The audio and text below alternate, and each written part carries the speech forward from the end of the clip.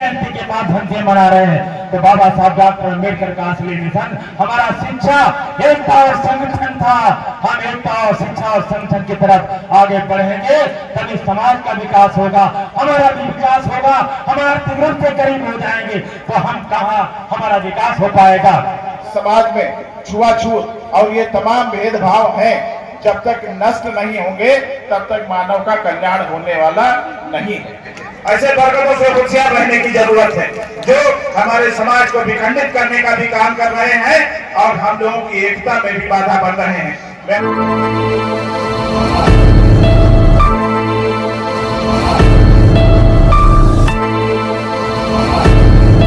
नमस्कार, स्वागत है आपका आर9 न्यूज में और मैं हूं आपके साथ सतीश आर्या।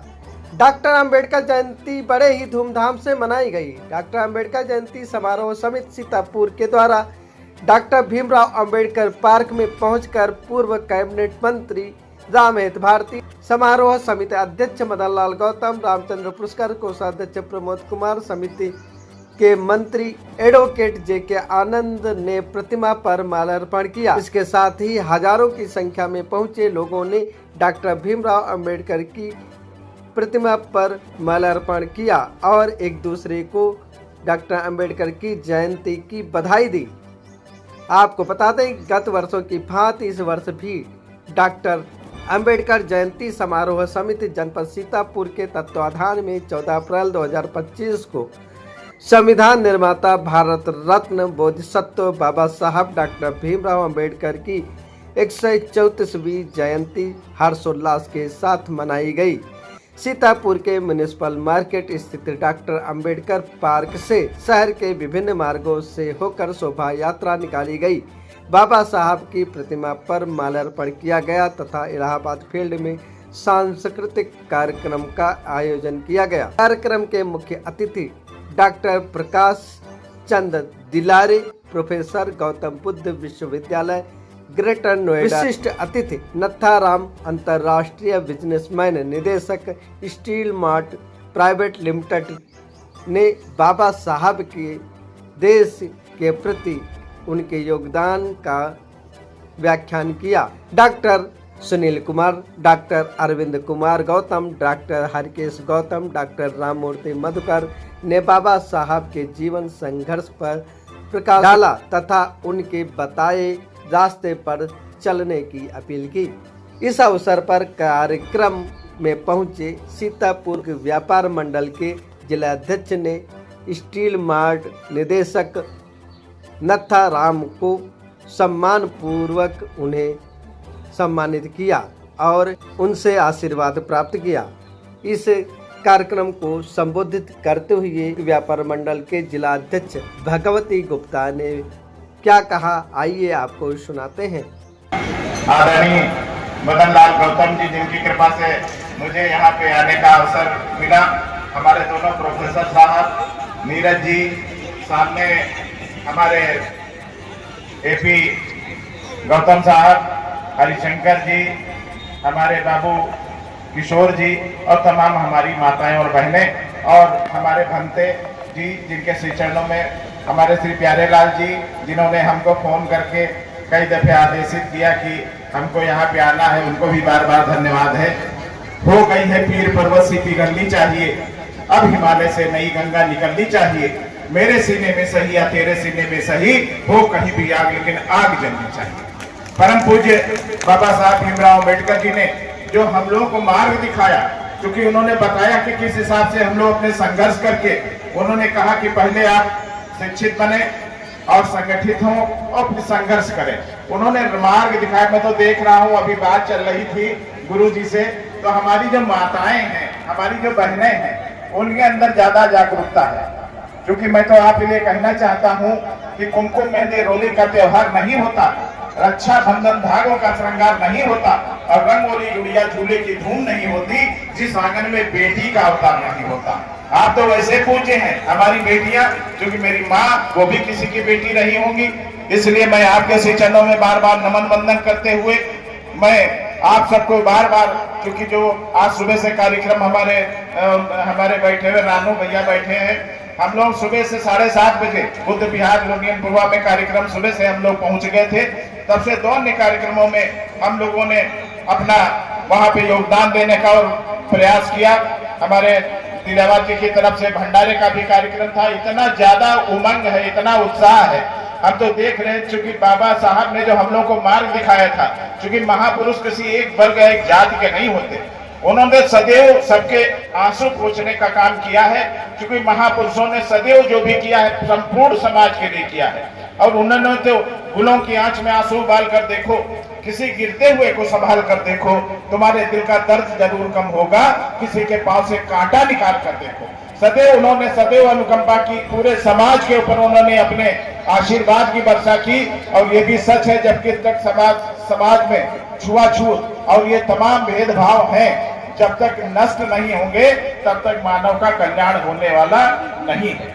क्योंकि तमाम लोग जो हमारी अच्छाई है, जो हम लोग अच्छे काम करना चाहते हैं, उसमें मेन में निकालने का काम करते हैं। ऐसे लोगों से होशियार रहने की जरूरत है। उनको हमारी एकता और हमारी अच्छाई, हमारी शिक्षा, हमारा संगठन उनको भाता नहीं है। क्योंकि जुगनू भी मेरे घर में चमकने नहीं देते, कुछ लोग अंधेरे को सिमटने नहीं देते। हम हैं कि नई पौध लगाने पे तुले हैं, बरगद है पौध पनपने नहीं देते। ऐसे बरगदों से होशियार रहने की जरूरत है, जो हमारे समाज को विखंडित करने का भी काम कर रहे हैं और हम लोगों की एकता में भी बाधा बन रहे हैं। मैं अपने जितने भी बंधु हैं सबसे आग्रह कर रहा हूं, विनती कर रहा हूं। इस अवसर पर पूर्व कैबिनेट मंत्री रामहेत भारती ने भी उपस्थित जनसमूह को संबोधित करते हुए कहा, की होती, पिछड़ा समाज की होती, दलित समाज की होती। बाबा साहब डॉक्टर अम्बेडकर चाहते थे कोई भी देश तरक्की तभी कर सकता है जब वहाँ की महिलाओं की तरक्की होगी, जब वहाँ महिलाएं शिक्षित होंगी, जब महिलाएं सरकारी नौकरियों में जाएंगी, हर प्रतिष्ठान में जाएंगी, और तब जाकर के इनका विकास संभव हो जाएगा। किसी भी राष्ट्र का, नेपोलियन बोनापार्ट ने भी कहा था, किसी देश का खजाना वहाँ की तिजोरियों में नहीं होता है। किसी भी देश का खजाना वहाँ के विश्वविद्यालय और वहाँ के स्कूलों कॉलेजों में होता है। हम विश्वगुरु बनने की तरफ बढ़ रहे हैं। निश्चित रूप से विश्वगुरु हमारा देश था, हम विश्वगुरु थे। और विश्वगुरु सम्राट अशोक से लेकर के कुमार गुप्त के समय तक यह देश विश्वगुरु था। जब दुनिया के लोग तक्षशिला और नालंदा, विक्रमशिला, वैशाली में पढ़ने के लिए आते थे, चीन से आते फैनदान और थाईयान पढ़ने के लिए आते थे। ये देश विश्वगुरु था। लेकिन आप खोखली बात कर रहे हैं, ये देश शिक्षा तो छीनी जा रही है। विश्वगुरु हम कैसे बन जाएंगे? विश्वगुरु तब बनेगा जब यहाँ पर शिक्षा का राष्ट्रीयकरण कर दिया जाएगा। शिक्षा का राष्ट्रीयकरण कर दिया जाएगा। याद करिए मेरे दोस्तों, जब बैंकों का राष्ट्रीयकरण किया गया था, बहुत मोटे लोगों ने विरोध किया था, बहुत मोटे लोगों ने विरोध किया था। बैंकों का राष्ट्रीयकरण किया गया था। पता नहीं कितने दलित समाज के लोग, शोषित और वंचित समाज के लोग, पिछड़े वर्ग के लोग और बैंकों के मैनेजर, कैशियर और बाबू बने। आज वही स्थिति हो रही है, वो राष्ट्रीयकरण खत्म किया जा रहा है, निजीकरण के हाथों में दिया जा रहा है। कहाँ है आर्थिक संपन्नता आएगी? आर्थिक न्याय तो मिलने वाला नहीं है। क्या देश धन्ना स्वेच्छा की तरफ जा रहा है और गरीबों के लिए जो योजनाएं थी वो बंद की जा रही। इसलिए मेरे दोस्तों, बाबा साहब डॉक्टर अम्बेडकर के मिशन को अगर हम जयंती के माध्यम से मना रहे हैं, तो बाबा साहब डॉक्टर अम्बेडकर का असली मिशन हमारा शिक्षा, एकता और संगठन था। हम एकता और शिक्षा और संगठन की तरफ आगे बढ़ेंगे तभी समाज का विकास होगा, हमारा भी विकास होगा। हम आर्थिक रूप से गरीब हो जाएंगे तो हम कहाँ हमारा विकास हो पाएगा और कहाँ हमारी तरक्की हो पाएगी। इसलिए आने वाला समय है वो हमें सचेत कर रहा है। कैसी व्यवस्था बना दिया है? कहाँ है कानून? कानून के सामने सभी समान है, कहाँ चला गया है कानून? इसलिए हमको सोचना पड़ेगा इस कानून को स्थापित करने के लिए कि हम सभी के लिए कानून एक होना चाहिए। इन्हीं शब्दों के साथ बहुत से बनता है। मैं आप सबको प्रति आभार व्यक्त करते हुए आप सबको पुनः बाबा साहब डॉक्टर अम्बेडकर के जन्मदिन की बहुत बहुत बधाई देते हुए और बाबा साहब डॉक्टर अम्बेडकर तथागत बुद्ध के पावन चरणों में नमन करते हुए अपनी बात को समाप्त करता हूँ। बहुत बहुत धन्यवाद, बहुत बहुत धन्यवाद। समारोह को संबोधित करते हुए एडवोकेट ज्योति यादव ने डॉक्टर भीमराव अम्बेडकर जी के जीवन पर प्रकाश डालते हुए कहा कि डॉक्टर अंबेडकर ने हम सभी महिलाओं को बराबरी का हक दिया है, किसी के साथ भेदभाव नहीं किया। हम सभी महिलाओं को उनका आभार प्रकट करना चाहिए। इस अवसर पर ज्योति यादव ने और क्या कुछ कहा, आइए आपको सुनाते हैं। डॉक्टर और साथियों, डॉक्टर अपने महापुरुषों के बताए हुए रास्ते पर चलना है। शिक्षित बनिए, संगठित रहिए और संघर्ष करिए और इतना पढ़िए, इतना पढ़िए, इतना पढ़िए कि लोग आपको पढ़े। डॉक्टर बाबा साहब ने इतना पढ़ा कि पूरा विश्व आज डॉक्टर बाबा साहब को पढ़ता है। साथियों, ज्यादा वक्त मैं नहीं लूंगी, कुछ लाइनों के साथ मैं अपनी बात को विराम करती हूँ। रूह कांपी थी गद्दारों की जब बाबा साहब ने कलम उठाई थी।